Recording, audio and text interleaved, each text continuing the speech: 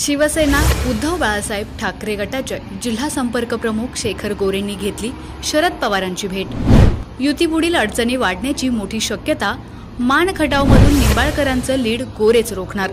पाहुयात सविस्तर बातमी। माढा लोकसभा मतदारसंघाच्या युतीविरुद्ध आघाडी अशा असणाऱ्या लढाईत आता मानखटावमधील उद्धव बाळासाहेब ठाकरे गटाचे शिवसेना जिल्हा संपर्क प्रमुख शेखर गोरे यांनी उडी घेतली आहे।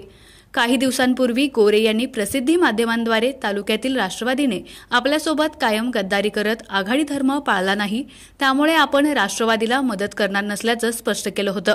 आपले मुद्दे शरद पवार यांच्यासमोर मांडून समाधान झालं तर ठीक, नाहीतर वेळप्रसंगी स्वतःच्या पदाचा राजीनामा देत आघाडी विरोधात बंडाचा पवित्राही शेखर गोरे घेणार असल्याचं त्यांनी स्पष्ट केलं होतं।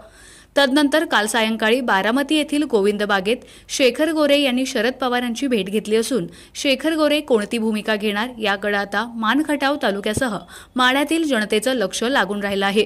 शिवसेना नेते शेखर गोरे यांची 2 दिवसापूर्वी युतीचे उमेदवार रणजितसिंह निंबाळकर यांनी भेट घेतली होती।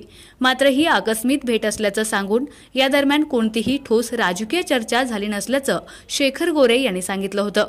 याच दरम्यान शेखर गोरे यांनी शरद पवारांची भेट घेऊन सुमारे 1.25 तास चर्चा केल्यानं युतीसमोरील अडचणीत वाढ होण्याची शक्यता असून शेखर गोरे हे मानखटावमधून रणजित निंबाळकर यांना मिळणारं लीड रोखू शकतात।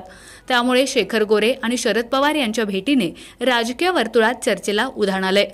त्याच दरम्यान खटाव तालुक्यातील शेखरभाऊ गोरेप्रेमी युवकांचा संवाद मेळावा आज वडूज येथे सायंकाळी 6 वाजता आयोजित करण्यात आला असून या मेळाव्यात शेखर गोरे हे शरद पवार यांच्या भेटीनंतर आपली भूमिका स्पष्ट करतील अशी शक्यता आहे। आपला आवाज न्यूज नेटवर्कसाठी एकनाथ वाघमोडे, दहिवडी।